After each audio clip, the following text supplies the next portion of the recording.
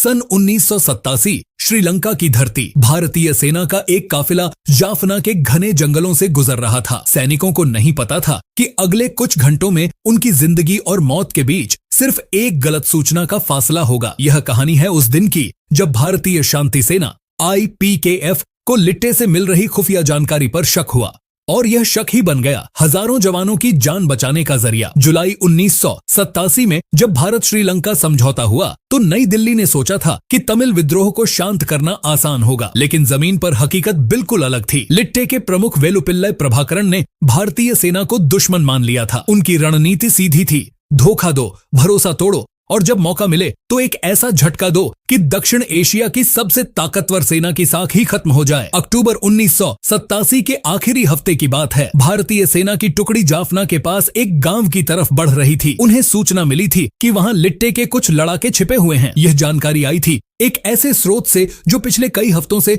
भारतीय खुफिया तंत्र को सूचनाएं दे रहा था। कई बार वो सूचनाएं सही भी निकली थीं, लेकिन उस दिन मेजर विक्रम सिंह को कुछ अजीब लग रहा था। वो एक अनुभवी अधिकारी थे जो पहले कश्मीर और पूर्वोत्तर में सेवा दे चुके थे। उन्होंने देखा कि जिस रास्ते से उन्हें जाने को कहा गया था वो बहुत संकरा था। दोनों तरफ घने पेड़, बीच में सिर्फ एक पगडंडी जैसा रास्ता, एक परफेक्ट किल जोन। मेजर ने अपने कमांडिंग ऑफिसर को रेडियो पर बताया, सर यह रास्ता संदिग्ध लग रहा है, हमें वैकल्पिक मार्ग लेना चाहिए। लेकिन ऊपर से दबाव था, मिशन पूरा करो, जल्दी करो। आखिर यह सूचना तो विश्वसनीय स्रोत से आई थी। फिर हुआ कुछ ऐसा जिसने सब कुछ बदल दिया। टुकड़ी के साथ तैनात एक तमिल अनुवादक ने मेजर से कहा, साहब मैंने कल रात गांव के कुछ लोगों को बात करते सुना।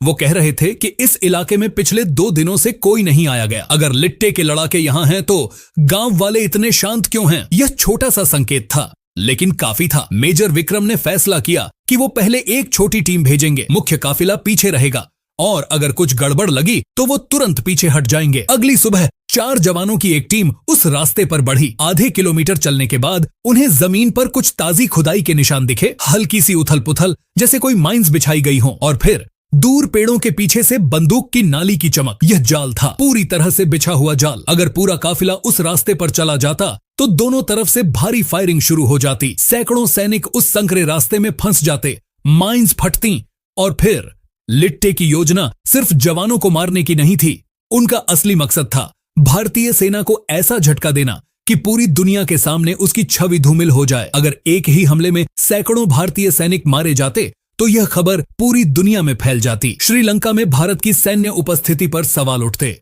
दक्षिण एशिया में भारत की ताकत पर संदेह होता। लेकिन वह दिन नहीं आया। मेजर विक्रम की सतर्कता और उस तमिल अनुवादक की समझदारी ने हजारों जिंदगियां बचा ली। टीम तुरंत पीछे लौट आई। भारतीय सेना ने योजना बदली, दूसरे रास्ते से हुए हमला किया। लिट्टे के लड़ाके घंटों तक उस जंगल में छिपे इंतजार करते रहे, लेकिन कोई नहीं आया। अगले दिन जब भारतीय सेना ने उस इलाके को साफ किया तो वहां मिले 6 दर्जन से ज्यादा माइंस, भारी मात्रा में हथियार और एक पूरी तरह से तैयार घात योजना। एक ऐसा जाल जो अगर काम कर जाता तो शायद IPKF की पूरी कहानी ही बदल देता। लेकिन सवाल यहीं खत्म नहीं होता। वह स्रोत जिसने भारतीय खुफिया तंत्र को यह गलत सूचना दी थी, वो कौन था? जांच में पता चला कि यह शख्स लिट्टे का डबल एजेंट था। महीनों से वो छोटी मोटी सही सूचनाएं देकर विश्वास बना रहा था ताकि एक दिन एक बड़ा धोखा दे सके। और वो